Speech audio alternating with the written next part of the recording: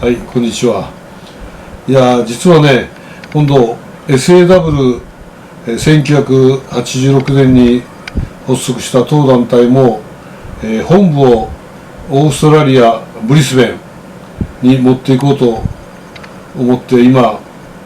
任命式を近々やる予定です。なぜブリスベンに持っていこうとすると、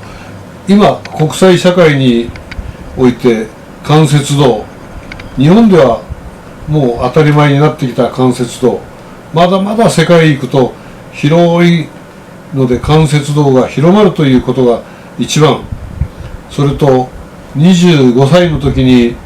単身オーストラリアに道場を出しに行った伊藤俊之、彼はもうオーストラリアに行って30年間経ちます。30年間自分の道場を作り、 SAW の支部を作り、相当頑張ってきた、その彼に、一応打診をしたところ、ぜひ、私は自分の力で世界に関節道を広げたいという意思疎通が非常に私に対してアピールがあったので、彼を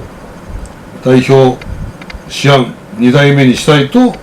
えたわけです。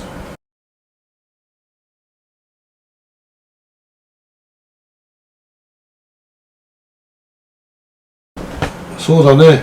まあ2代目代表師範に伊藤を任命したからには、まあこれはまず一つは彼の真面目さ、練習熱心さ、そして指導力、それと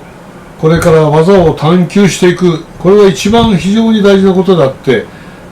探求をしていかない指導者はそこで終わり。やはり組織をまとめるということは非常に大切なことだけども、ただまとめて商売、それだけダメ。やはり技を次々と技を探求して、それを自分のものにして関節道を世界に広めていく。そのためには彼はうってつけと言ってもいいぐらい英語も堪能だし、これから国際サブミッションアツレスリング連盟を本当の意味で世界に普及させてほしい。やはり世界に関節道を広めてもらいたい。そして立派な道場運営をしてもらいたいということにつきます。はい。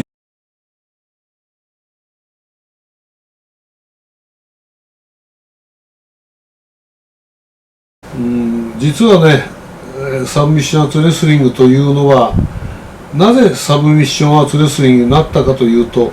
もともとは当時アメリカでベニー・ユキーデというのがいて、マーシャルアーツというのがあって、これはマスコミの人間と話してサブミッションアーツというのが面白いのじゃないでしょうかという話から元は始まりました。ところがサブミッションアーツって何だろうと人気が出るにつれて聞いてくる人が増えたんですね。そうすると確かにそうだな。本来から言えば私は格闘柔道という名前で柔道の格闘技みたいな総合を作りたかったのですが、やはり柔道出身の私から柔道をもじった新しい団体を作るにはちょっと気が引けたので、じゃあサブミッションアーツレスリングと名付けて、ではレスリングスタイルのフルに体を使ったフルボディのフリーの関節技を使ったレスリングを作っていこうと思ったのが一番ですね。当時柔道、合気道、いろいろな競技で関節技っていうのはありましたけども、全部柔道以外はストロングな関節道はなかったわけですね。柔道もじゃあどうなのかというと、確かに決め技、ストロング、本気の力で決めます。ところがバリエーションが非常に少ない。当時ソ連と言われたところに私1ヶ月間トレーニング、そして国際試合に参加しましたけども、ソ連のサンボは足の関節技、もちろん足のヒーロック的なのとか足首の関節は禁止でしたが、あとは首の締めはありませんでしたが、あらゆる関節技が多彩だったので、ではそれを取り入れ、その他に柔道の締め技、それを取り入れ、じゃあ手首リストロックですね、これは合気道から入れ、全てを入れた関節道、これがサブミッションアーツの原点で、日本関節道サブミッションアーツレスリングの元となりました。これを慕って2代目伊藤俊之も来ましたし、その他にプロレスラーが6人ぐらい、当道場から出ました。いろんな人材もたくさん出て、キックの元チャンピオンも来ました。やはり当時総合というのがなかったので、総合を求めてきましたが、私の求める道は、当然パンチキックも総合においては必要なことですが、あくまでも関節道一つを求めていけば、何か仕留めるときにはそれをかいくぐって投げ技、これもサブミッションの一つですね。頭から落とせば致命的なもので、要するに決め技、それで相手を仕留めるというその道を一本化しようと決めたのがこの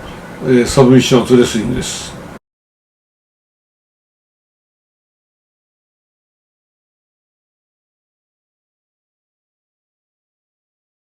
昔から言われている言葉で、心技体という言葉が非常に有名な言葉ですが、私はそれも大事かも分かりません。ですけども、私が作った言葉は必義極、必ず技を極める、決める、それどちらでもいいんです。若い時には、特に若い道場生は勝ちたいために練習をする。そのためには必ず技を決める、極めるという字を決めると読みます。決めていく、これが若い時の正しい進み方。技を極めていかなくてはいけない年になってくると、技の一つ一つを極めていこうと。これはもう勝ち負けじゃないですね。だから練習生はあくまでも本気を出して決める。ある程度の年代になったら技を極めていく。それがやっぱりこれからの修行の道の一つではないかと思います。